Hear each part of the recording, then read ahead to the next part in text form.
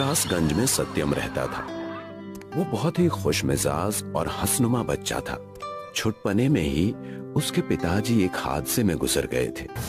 पढ़ाई के समय पढ़ाई और खेल कूद के समय खेल कूद कर वो हमेशा पढ़ाई में अव्वल आता था। सत्यम का व्यवहार देखकर स्कूल के टीचर्स उसे बहुत प्यार करते। बचपन से ही घर का लाडला होने के कारण वो हमेशा ही सबसे घुल मिल कर रहता। कुछ समय बाद सत्यम की माँ भी एक बीमारी से गुजर गई। माँ के गुजर जाने के बाद सत्यम अकेला हो गया और अपने नानी के घर जाकर रहने लगा। सत्यम बेटा, क्यों इतने गुमसुम बैठे हो? यहाँ हम सब तुम्हारे साथ है ना। तुम चिंता मत करो, सब ठीक हो जाएगा। सत्यम इतना मायूस था कि वो नानी की बात सुनता ही नहीं और वहां से चला जाता है। नानी के यहाँ रहने की वजह से वो वहीं स्कूल में अपना दाखिला करवा लेता है। बच्चों, कल स्कूल में पेरेंट्स टीचर मीटिंग है। तुम सब अपने अपने माता पिता के साथ आ जाना। सत्यम बेटा, तुम अपने नानी के साथ आ जाना। सत्यम नानी के साथ क्यों? तब तो हम भी दादा दादी के साथ आएंगे। तुम शांत हो जाओ और जाकर मुर्गा बनो।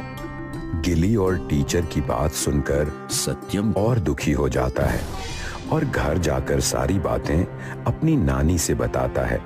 तुम घबराओ मत सत्यम बेटा, मैं तुम्हारे साथ कल स्कूल में पेरेंट्स मीटिंग में चलूंगी। नहीं, मुझे मेरी माँ के साथ ही जाना है। आपने कहा था माँ जल्दी आएंगी, कहाँ है वो? आप भी दूसरों की तरह झूठ बोलती हो। आ जाएंगी सत्यम बेटा। जो बच्चे अच्छे होते हैं, भगवान उनकी माँ को बुलाकर उन्हें इनाम देते हैं, इसलिए जल्दी ही आ जाएगी। तुम अभी सो जाओ, कल हम दोनों स्कूल चलेंगे और तुम्हारा रिजल्ट देखेंगे। उस वक्त नानी ने सत्यम को बहला फुसलाकर सुला दिया, लेकिन नानी ने सोचा सत्यम हमेशा जिद करता रहेगा। सत्यम को उसके जन्मदिन पर एक तोहफा दे दूंगी, कुछ अच्छा सा। अगले दिन जब पेरेंट्स टीचर मीटिंग में सब गए तो वहां पर गिल्ली भी अपनी माँ के साथ आया हुआ था। मुझे माफ करना सत्यम, मैंने तुम्हारा दिल दुखाया है, लेकिन तुम्हारे लिए तोहफा लेकर आया हूँ। ये लो, ये छोटा सा तोहफा। ये क्या है? और ये मेरे लिए है।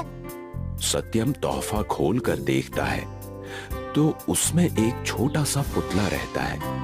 ये देखकर वो बहुत खुश हो जाता है और अपनी नानी के साथ घर आ जाता है और कहता है, नानी, मुझे आपसे भी एक तोहफा चाहिए। मुझे आपसे मम्मी का पुतला चाहिए। जब तक मम्मी नहीं आएंगी तब तक मैं उस पुतले के साथ ही रहूंगा। तुमने मुझसे पहली बार कुछ मांगा है, मैं जरूर इस इच्छा को पूरा करूंगी। जन्मदिन के दिन नानी सत्यम को विद्यावती की मोम का पुतला बनाकर उसे गिफ्ट में देती है। ये रहा तुम्हारा तोहफा, इसका बहुत ध्यान रखना और पढ़ाई करते रहना। पुतला देखकर सत्यम बहुत खुश हुआ और पुतले के साथ ही समय बिताने लगा। स्कूल से आते ही बैग रखकर वो हमेशा पुतले के पास बैठ जाता, मानो वो पुतला असली हो जैसे। सत्यम, चलो कुछ खा लो, वरना देर हो जाएगी। सुबह स्कूल भी तो जाना है। नानी, हम माँ को खाना नहीं खिला सकते, उन्होंने कई दिनों से कुछ नहीं खाया है। तुम चलो अभी। सत्यम नानी के साथ खाना खाकर आ जाता है और भगवान से प्रार्थना करता है। हे भगवान, मैंने सुना है आप बहुत अच्छे हैं, लोगों की मदद करते हैं। प्लीज मेरी भी कर दीजिए। मैं मम्मी से बात करना चाहता हूँ, प्लीज मेरी विश सुन लीजिए। सत्यम की प्रार्थना सुनकर पुतले पर प्रचंड रोशनी आ जाती है और पुतला नीचे गिर जाता है।